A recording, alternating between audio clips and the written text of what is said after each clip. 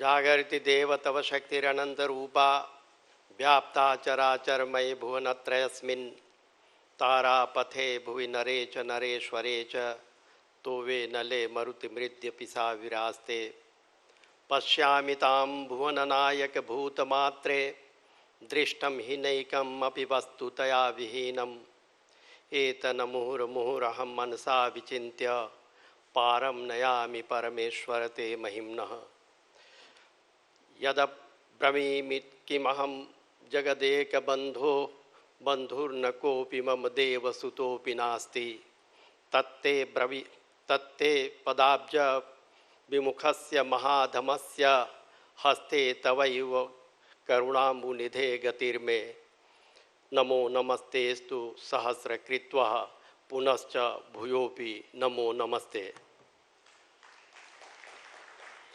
तदनन्तरं सदा प्रणम्य जगद्गुरु शंकराचार्य कांची काम कोटि पीठाधीश्वर स्वामी जयेंद्र सरस्वती जी को मैं शरणागत प्रणाम करता हूँ।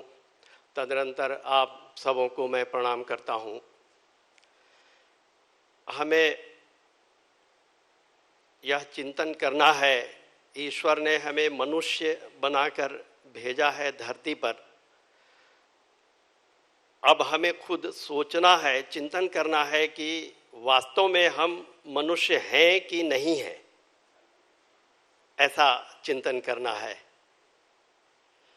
आप सोचिए, प्रभु ने सर्वोत्तम प्राणी की हैसियत से इस धरती पर भेजा और जब भेजने लगा तो संसार रूपी राह खर्च जो दिया, अथर्ववेद में बात आती है कि वो मनुष्य जब धरती पर आने लगा तो बिल्कुल खिन्न मन, कहाँ कैसे क्या करूँगा, कैसे जीवन जीऊँगा, कैसे संसार के झंझावात को झेल सकूँगा, इस प्रपंच को कैसे झेल सकूँगा, ये तमाम तरह के उहापोह में फंसा हुआ था।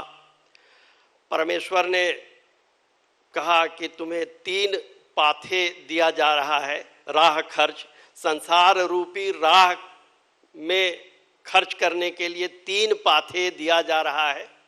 उसे यदि मजबूती से पकड़े रहोगे तो निश्चित रूप से तुम सुखमय जीवन जीते हुए और परलोक की महान हस्ती में आकर के तुम अपना विराजमान होगे। वो 3 चीजें हैं, सहृदयम सामनस्यम अविद्वेषम कृणोमि वह अन्यो अन्यम अविहर्यत वत्सम जातम इवाग्नया। कहते हैं कि मनुष्यों, तुम्हें 3 पाथे दिया जा रहा है, सहृदयता, सामनस्य, अविद्वेष। इन 3 पाथे से तुम एक दूसरे को आदान प्रदान करते रहोगे तो पूरे जिंदगी में, और इसका कैसे उपभोग करो। अन्यो अन्यम अभिहर्यत, एक दूसरे को अभिहर्यत मतलब चमकाओ। इसी से हर्यत से हिरण्य बना हुआ है, सोना जिसको कहते हैं। तो अभिहर्यत, एक दूसरे को ऐसा चमकाओ जैसे वत्सम जातम इवाघ्नया। घ्नया, अघ्नया कहा गया है गौ को कि किसी भी दशा में वो मारने योग्य है ही नहीं, अघ्नया कहा गया है। तो वो गाय जो है, नया बछड़ा जब पैदा करती है तो उसमें खून, पीप, गोबर, मल मूत्र, तमाम तरह की गंदगी उसमें लगा रहता है, लेकिन वो गाय जो है अपने बछड़े को जिह्वा से चाट कर उसको हर्यत, चमका देती है, एकदम सुंदर बछड़ा बना देती है। ठीक इसी तरह से समाज में तमाम तरह की गंदगियां हैं, तमाम तरह की बुराइयां हैं, लेकिन तुम एक दूसरे के बुराइयों को ऐसे ही चमका दो ताकि समाज जो है एकदम स्वच्छ निर्मल दिखे और समाज में हर तरह का सुखमय जीवन जीने का मार्ग अपने आप दिखाई दे। ऐसा हमारे परमात्मा ने अथर्ववेद के माध्यम से कहा। लेकिन हम जब इस धरती पर आए तो सोचिए, इतना ही नहीं, और भी बड़ी बड़ी महनीयता हमें प्रदान किया है परमेश्वर ने। परमेश्वर को देखिए कि वो कैसा हमारा मालिक है, कैसा हमारा पालनहार है, कैसा हमारा सब कुछ प्रदाता है। तो ऋग्वेद में मंत्र आता है 10वें मंडल में, आप सभी लोग जानते हैं कि जब ये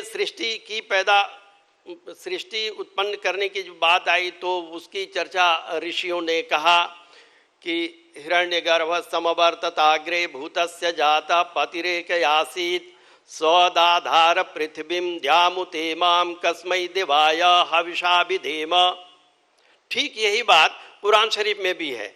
अवलम यरल लजीना कफरु मीनस समावाते वल अर्द कानतारतकन फफतकना हुमा वजालना मिनल माई कुल्ले शयीन हयीन अफला यूमिनून। दोनों का अर्थ एक जैसा है। परमेश्वर जो है सबसे पहले दुनिया में पानी पैदा किया, उसी से नारायण हुआ, जिसका पानी का स्रोत ही जिसका घर हो नारायण, ऐसा करके।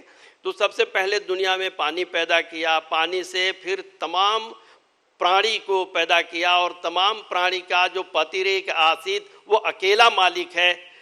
और स्वदाधार पृथ्वी को नीचे धारण किया और आसमान को ऊपर किया।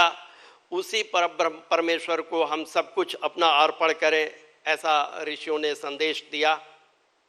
वह परमेश्वर इतना ही नहीं है, महिम्न स्त्रोत में ठीक यही बात, वो अरबी का जो मैंने कहा बिल्कुल यही माने उसका भी है, इसलिए उसको मैं दोहराना उचित नहीं समझ रहा हूँ। फिर और देखिए, महिम्न स्त्रोत में बात आती है वो परमेश्वर की महिमा देखिए। कहते हैं असितगिरी समम स्यात् का जलम सिंधु पात्रे लिखत यदि गृहीत्वा शारदा सर्वकालम तदपि गुणानाम ईश पारम न जाति, ऐसा कहा। ठीक यही बात कुरान शरीफ में है। कुल्लों कानल बहरू मिदादल्ली कलिमाती रब्बी। बहर कहते हैं समंदर को, कि कुल्लों माने सारे समंदरों को स्याही बना दिया जाए, और वो जितने भी दुनिया में दरख्त हैं, वृक्ष हैं, उसका कलम बना दिया जाए। तब कलिमाती रब्बी, रब का जो कलिमात है, रब की जो प्रशंसा है, उसको लिखने में लगाया जाए तो वो पूरा के पूरा ख़त्म हो जाएगा। फिर इसके बाद और मदद के लिए और समंदर लाया जाए और ऐसे ही वृक्ष लाया जाए, तब भी वो नहीं लिखा जा सकता है उसकी महिमा। इस तरह से वो महिमावान जो है, हमें जब पैदा किया तो अपना प्राण जीव रूप में अपना प्राण उसने दिया। भगवत गीता के 14वें अध्याय के 4था श्लोक है कि सर्व प्रकृतिषु कौन्तेय मूर्तयः संभवन्तिया तासाम ब्रह्म महद्योनि अहम बीजः प्रदः पिता। कहते हैं कि ये संपूर्ण शरीर की जो रचना हुई है वो प्रकृति से हुई है। प्रकृति में क्षिति जल पावक गगन समीर प्रत्यूष प्रभात सोम, ये 8 तत्वों से, जिसको 8 वसु कहा जाता है, इनसे शरीर की रचना हुई है। और उस शरीर में तासाम ब्रह्म महद योनि, उसमें जो महत तत्व है, प्राण तत्व है, वो बीज के रूप में मैंने प्रदान किया है, अपना बीज मैंने डाला है। सोचिए, और भी कुरान शरीफ में बिल्कुल यही बात कही गई है। सुम्मा सव्वाहु नफखा फीही मिर रूहिही, के मैंने नाखून से, पैर के नाखून से लेकर के सर के चोटी तक मैंने उसकी रचना की। कहाँ पे आँख होना चाहिए, कहाँ पे मुंह होना चाहिए, कहाँ पे हथेलियाँ होना चाहिए, कहाँ पे दिमाग होना चाहिए, दिमाग का वो संचालन कहाँ से होना चाहिए, ये तमाम तरह के विधि विधान के साथ मैंने उसकी रचना की और फिर अपना रूह उसमें डाला। ये कुरान शरीफ का कहना है। सोचिए, अब मनुष्य की महिमा सोचिए, कितनी बड़ी महिमा आपके पास है। और भी 11वें अध्याय में भगवत गीता में बात कही गई है, जब अर्जुन विराट रूप देख रहे हैं तो उनको जब दिव्य नेत्र मिला हुआ है, दिव्य नेत्र देखते हुए जब वो भगवान का स्वरूप देख रहे हैं तो कहते हैं नान्तम न मध्यम न पुनस्तवादिम पश्यामि विश्वेश्वर विश्वरूपम, कि हे प्रभु न तो आपका आदि दिखाई दे रहा है, न तो अंत दिखाई दे रहा है, न तो मध्य दिखाई दे रहा है, संपूर्ण विश्व में आप ही आप दिखाई दे रहे हैं। ठीक यही बात कुरान शरीफ में अल हदीद में है, सुम्मा सव्वाहु नफखा फीही, वो हुवल अव्वल वल आखिर व ज़ाहिर वल बातिन व हुव कुल्ले शैइन अलीमा, कि वही आदि है, वही अंत है और वही साकार है, वही निराकार है, वही सब कुछ जानने वाला है, ये बात आती है। ऐसा अपरंपार परमेश्वर जो है आपके हृदय में ही निवास करता है, जैसा कि भगवत गीता में बात कही गई है, ईश्वर सर्वभूतानां हृद्देशे अर्जुन तिष्ठति भ्राम्यन सर्वभूतानि यंत्रारूढ़ानि मायया।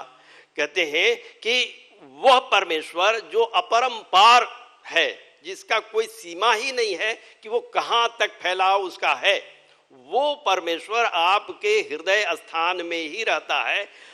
अब अपने आप को सोचिए कि आप कितना महान है, कितना महत्वपूर्ण प्राणी बना करके परमेश्वर आपको इस धरती पर भेजा है।